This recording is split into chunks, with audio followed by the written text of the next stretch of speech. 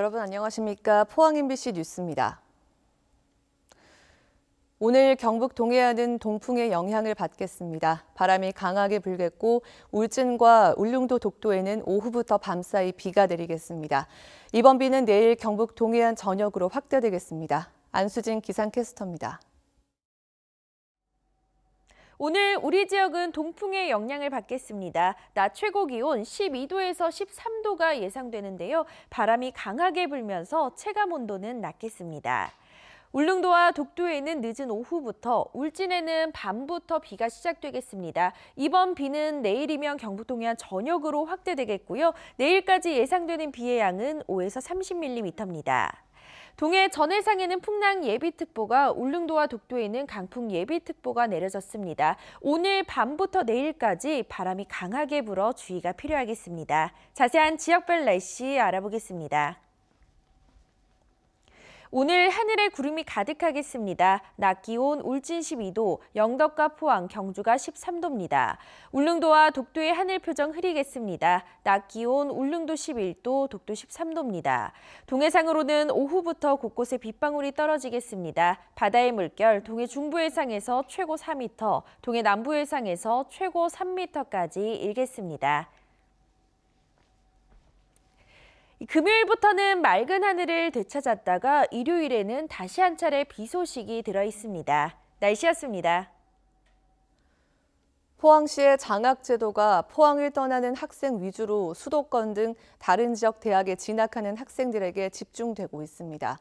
포항시의 인구가 줄어든다고 고민하면서도 정작 장학제도는 인구 정책에 역행하고 있습니다. 김기영 기자입니다. 포항시 장학회는 올해 지역 출신 대학생 357명에게 6억 원 가까운 장학금을 지급했습니다. 장학생 중 포항대와 설린대, 한동대, 인근 위덕대 등 지역 학생은 24%인 86명뿐이고 나머지 271명은 수도권 등 타지로 진학한 학생들입니다. 또 2014년부터 79억 원을 들여 서울 동대문구에 150명이 생활할 수 있는 재경학사를 운영하고 있습니다. 수도권 학생들의 경제적 부담을 덜어주기 위해서인데 최근에는 회의론이 일고 있습니다. 고향으로 돌아오지 않을 학생들에게 굳이 시비를 지원할 필요가 있느냐는 겁니다. 지난해 고교 졸업생 6천여 명 중 지역 대학 진학생은 1,000여 명, 5천 명 가까운 나머지는 포항을 떠나 대학 진학에 따른 인구 유출도 심각합니다. 포항의 기여비용을 이제 최소화하려 그러면은 장학금을 지원받은 사람들이 자기들이 나중에 돈벌이가 됐을 때 다시 고향으로 뭐 세금 형태가 됐건 기부금 형태가 됐건 돌려줄 수 있는. 이에 반해 경주시는 지역 경제 활성화와 인구 정책의 일환으로 지난 9월부터 외지 학생들을 위한 4개 대학 연합 기숙사를 운영하고 있습니다. 준하경 시장 공약으로 지역 대학 지원 전담 부서인 대학협력팀도 신설했습니다. 포항시의 지역 대학 지원 사업도 쏠림, 불평등이 심화되고 있습니다. 외지 학생 비율이 절대적인 포스텍에만 집중되고 있습니다. 포스텍 R&D에 500억, 가속기 이용자 숙소 건립 130억, 생명공학센터 이노베이션 구축 42억 원 등 적지 않은 예산을 시비로 지원하고 있지만 유감스럽게도 이들은 졸업 후 서울에서 창업해 포항시를 곤혹스럽게 하고 있습니다. 1년에 근 1,000억 원 예산이 투입되고 있습니다. 그런데 그 많은 예산이 투입되는 반면에 졸업생들이 거의 포항에서 거주하고 사업을 하고 벤처 기업을 만들고 이런 부분은 거의 없습니다. 졸업생 대다수가 포항에 남아 경제활동에 종사하는 포항대나 설린대, 위덕대에는 지원이랄 것이 없습니다. 지금까지는 우리 지역 대학에 재학 중인 학생들에서는 좀 등하시했는데 이 학생들한테도 많은 혜택을 주면 좋겠습니다. 왜냐하면 이 학생들은 돈이 생기면 다 지역에서 소비를 하거든요. 굽은 소나무가 고향을 지킨다는 말이 있습니다. 누가 포항 시민으로 지방 소멸을 막는 효자인지 인재를 바라보는 인식의 전환이 요구됩니다. MBC 뉴스 김기영입니다.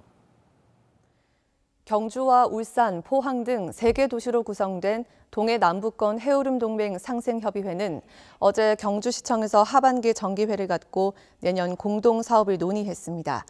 3개 도시 시장들은 해오름 동맹 벤처 창업기업 혁신 포럼 사업 등 계속 사업 20건을 점검하고 청소년 역사 탐방과 청소년 문화교류, 동해남부선 전동차 연장 운행 등 신규 사업 7건을 추진하기로 했습니다. 경주, 포항, 울산 시장들은 지난 2016년 해오름 동맹을 결성한 뒤 지난 2017년부터 해마다 상하반기 정기회의를 개최해 협력 사업을 논의하고 있습니다. 4년 만에 처음으로 국내에서 열린 경주 세계 문화 엑스포가 45일간의 행사 일정을 마치고 이번 주부터 상시 개장에 들어갔습니다. 핵심 프로그램이 있는 곳이 역사 교육장으로 활용되는 등 나름 성과도 있었지만 체험거리 등 아직도 보완할 점이 많습니다. 보도에 김철승 기자입니다. 45일간의 대장정을 마치고 이번 주부터 상시 개장에 들어간 경주 엑스포. 평일인데도 소규모 모임이나 가족 개별 관광객의 발길이 들어 이어지고 있습니다. 전체적인 영상을 보니까 그 당시에 어마어마했다 하는 걸 좀 느꼈습니다. 4년 만에 처음으로 국내 행사를 하면서 경주 엑스포는 신라를 빛과 영상으로 살려내고 맨발 둘레길을 만드는 등 4가지 핵심 프로그램을 선보였습니다. 경주에 있는 세계 유산들을 이제 빛이나 영상으로 그렇게 표현한 것들이 너무 감명 깊었고 너무 좋았습니다. 지난달 11일부터 지난 24일까지 경주 엑스포 유료 입장객은 31만 1천여 명, 내심 목표로 한 30만 명을 넘어섰습니다. 신라 문화를 소재로 해서 현대적으로 재해석하여 지속 가능한 콘텐츠를 개발을 했다는 데 큰 성과가 있다고 보겠습니다. 그러나 아직도 관람객 눈높이에 맞는 볼거리, 즐길거리가 부족하다는 평가가 많습니다. 지속적으로 해왔던 것들이 많기 때문에 방문객들한테 잠재되어 있는 새로운 수요를 창출하기는 조금 한계가 있지 않았느냐라고 생각을 합니다. 특히 올해는 도지사가 바뀌면서 엑스포 행사 개최 여부가 불투명해 준비 기간이 짧았고 기본적인 운영에도 아쉬움을 남겼습니다. 어느 관에 들어가면은 뭘 접할 수가 있고 어디에 가면은 무엇을 접할 수가 있고 이러한 인포메이션이 없네요. 예, 그게 좀 아쉽습니다. 시설비 등으로 100억 원을 투입해 26억 5천만 원의 수입을 올렸습니다. 경주 엑스포는 예산이 많이 드는 해외 행사는 없애는 대신 해마다 프로그램을 보강하고 2년마다 새 프로그램을 선보이기로 했습니다. 특히 올해 인기를 끈 맨발 둘레길을 보강하는 등 체험 프로그램을 늘리기로 했습니다. MBC 뉴스 김철승입니다. 영덕군은 내년 1월부터 행정복지지원국과 지역경제개발국 등 2개국을 신설하는 등 행정조직을 확대 개편합니다. 또 중간관리자인 담당을 팀제로 바꿔 일 중심의 수평적 조직으로 만드는 한편 8개 팀을 신설하는 대신 7개 담당을 폐지합니다. 이 같은 내용의 조직 개편안은 한국지방행정연구회의 용역을 거쳐 마련됐고 지난 7월 관련 조례 개정안이 군의회를 통과했습니다. 자유한국당이 총선에서 현역 의원 50% 교체 카드를 꺼내 들었는데 특히 대구 경북 교체폭이 클 것이란 전망입니다. 지역 의원들은 자신이 포함되지 않을까 불안해하면서 기준조차 없는 공천잣대에 불만을 보입니다. 보도에 조재한 기자입니다. 대구 경북 자유한국당 현역 국회의원은 비례대표 당협위원장을 합쳐 모두 21명입니다. 이 가운데 총선 공천은 10명도 채 받기가 어려울 것으로 보입니다. 현역 의원 절반을 교체한다는 게 당 방침인데 특히 대구 경북은 높은 당 지지율을 바탕으로 누가 나와도 당선 가능성이 높아 교체 폭도 훨씬 클 것이란 전망입니다. 대통령의 탄핵까지 당한 당인데 아무래도 폭을 좀 요청을 하거나 안 될까요? 국민들 입장에서. 대구 경북이 더 안 커지겠습니까? 예년에 비춰봤을 때. 그동안 인적 쇄신 기준으로는 영남권 다선, 지방선거 책임 등이 주로 거론됐습니다. 공천을 장담할 수 없는 의원들은 불안해하면서도 기준조차 정하지 않은 잣대로 불출마를 압박한다며 불만을 나타냅니다. 시스템대로 하는 것이고 그렇게 하면 되지 여론 압박에 대한 잣대를 들이댄다. 물론 분위기 쇄신을 위해서는 필요는 하지만은 그건 옳지 못하는 방법이다. 때만 되면은 영남권은 무슨 죄지음처럼 술만 죽이고 있잖아. 총선을 앞두고 인적 쇄신 바람이 불고 있지만 지역 의원들은 이렇다 할 움직임이 없습니다. 조만간 발표될 공천 기준은 어떤 게 될지 거기에 따라 누가 살아남고 누가 희생양이 될지 관심이 쏠리고 있습니다. MBC 뉴스 조재환입니다. 울릉군은 울릉포항 간 대형 여객선 유치와 관련해 읍면을 돌며 주민들에게 추진 상황을 설명하고 의견을 들었습니다. 이 자리에서 울릉군은 대형 여객선이 연중 오전에 울릉도를 출항해 포항에서 3시간 이상 체류할 수 있도록 운항 시간들을 편성하고 출항 3일 전 왕복 발권이 가능하도록 시스템을 개편하겠다고 밝혔습니다. 울릉군은 지난달 우선협상 대상자로 선정된 대저건설과 올해 안에 업무 협약을 체결한 뒤 내년 2월 경상북도의 지원조례 제정을 거쳐 선박 건조에 착수해 오는 2022년 취항시킬 계획입니다. 스틸러스 선수들이 포항의 이웃들을 위한 김장 담그기 봉사활동을 펼쳤습니다. 포항 시민들의 힘을 받아 이번 주 일요일 울산전에서 좋은 결과를 가져오겠다는 다짐도 밝혔습니다. 박성아 기자가 다녀왔습니다.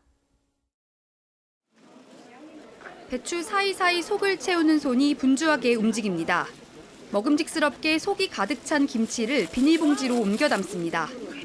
스틸러스 선수단 70명은 오늘 하루 이웃들을 위한 김장김치 담그기에 나섰습니다. 지난 23일 서울전 3대형 완승의 주역인 팔로세비치와 완델손 역시 두 팔을 걷어붙이고 서툴지만 꼼꼼히 배추속을 채웁니다. 재밌는데 힘들어요. 힘든 작업 끝에 처음 맛보는 겉절이 쌈에 외국인 선수도 엄지를 절로 치켜듭니다. 진짜 맛있어요. 선수들은 직접 150가구의 이웃들에게 김장김치를 전달했습니다. 얼마 전 병역 의무를 마치고 돌아와 팀에 활기를 불어넣고 있는 심동훈과 젊은 피 이진현 선수가 배달원으로 나섰습니다. 김치 전달해드리러 왔습니다.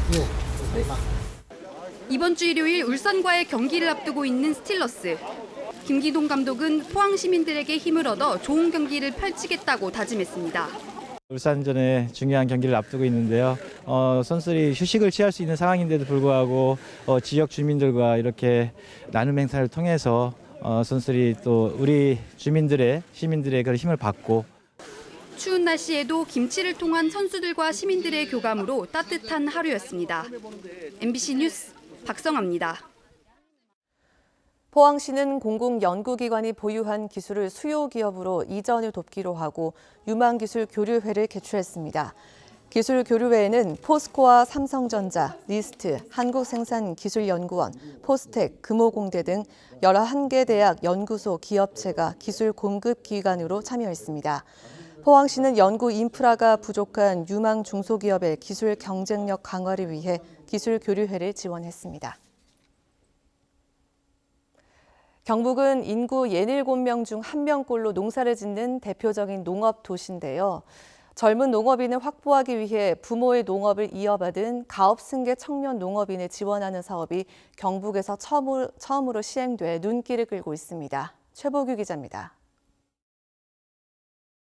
경기도에서 직장에 다니던 32살 임민섭 씨는 4년 전 고향인 영주로 왔습니다. 부모님이 20년간 지어온 사과 농사를 이어받기 위해서입니다. 수개월 고민 끝에 내린 선택. 하지만 새내기 농업인으로 출발하는 데엔 어려움이 뒤따랐습니다. 많이 힘들었죠. 자금적인 문제가 제일 좀 많이 힘들었거든요. 기반이 그렇게 탄탄하지 않았어가지고 그런 부분이 조금 제일 걱정스러웠었거든요. 임민섭 씨처럼 부모의 농업을 이어받은 가업승계 농업인을 지원하는 정책이 경북에서 본격적으로 추진됩니다. 경상북도는 저금리 대출에 그치던 기존의 후계 영농인 지원에서 더 나아가 내년부터 창업 자금과 기술 교육 등 필요한 지원을 해나갈 계획입니다. 이미 지난 5월 가업승계 농업인 지원 조례를 제정해 법적 근거도 마련했습니다. 영주에서도 도내 시군 가운데 처음으로 가업승계 농업인을 지원하는 조례가 발의됐습니다. 가업승계를 하는 젊은이들을 조금 따라보내지 않고 다시 또 기양을 또 할 수 있도록 이런 취지에서 했고, 또 농업의 또 연속성, 전문성을 키워서 또 농업에 대한 또 비전 제시가 충분히 가능하다. 경북의 농가 종사 인구는 39만 5천 명, 67명 중 1명꼴이지만 60대 이상이 60%로 농가의 고령화가 급속히 진행 중입니다. 농업과 농촌을 지키기 위해선 젊은 농업인 확보가 가장 절실한 과제입니다. 가업승계 농업인 지원 사업은 농업의 연속성과 전문성을 강화하고 청년 유출을 막는 데에도 도움이 될 것으로 기대됩니다. MBC 뉴스 최복입니다. 폐기물 처리장과 자원 재활용 시설 등에서 화재가 잇따르고 있어 주의가 요구됩니다. 최근 3년간 경북에서는 폐기물 관련 화재가 모두 63건 발생했는데 이런 종류의 화재는 속불까지 모두 진화하려면 상당한 시간이 걸리기 때문에 많은 소방 인력을 투입해야 하는 것이 특징입니다. 특히 폐기물 화재는 대부분 칼륨과 나트륨이 포함된 폐기물이 물과 반응에 일어나는 경우가 많아 발화 위험이 있는 폐기물을 잘 분류해 철저히 관리해야 합니다.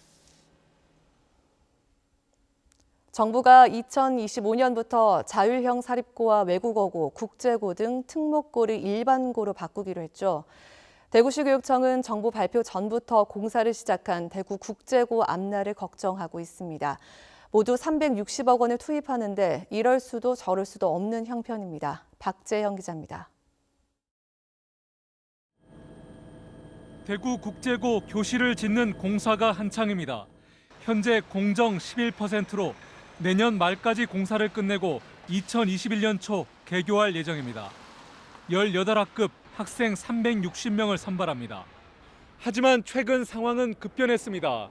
정부가 오는 2025년 국제고와 외국어고, 자사고를 일반고로 일괄 전환하겠다는 방침을 발표했기 때문입니다.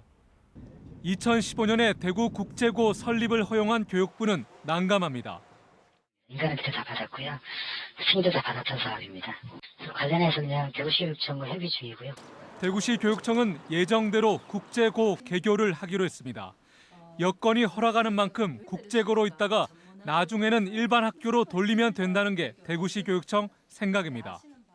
그간의 운영에 축적된 노하우를 활용하여 국제 계열 및 외국어 계열의 특성화된 교육 과정을 대구 학생들에게 제공할 수 있으리라 기대됩니다. 문제는 끝이 보이는 국제고에 누가 얼마나 지원할 것이며 굳이 필요하지 않은 학교에 그 많은 예산을 쓸 필요가 있냐는 겁니다. 3년 뒤, 4년 뒤에 일어날 일에 대해서 고민을 해야 되는데 전혀 그런 고민 없이 지금 기존에 해왔던 틀 그대로 가져가겠다고 하기 때문에 제가 360억이나 드는 이 예산을 가지고 하는 공사에 대해서 의구심을 가지고 있는 거거든요. 의무 급식 같은 보편적 복지에도 예산이 없다며 다른 지역과 발맞춰 가지 못하는 대구시 교육청이 엉뚱한 분야에 예산을 낭비하고 있다는 말을 듣고 있습니다. MBC 뉴스 박재영입니다.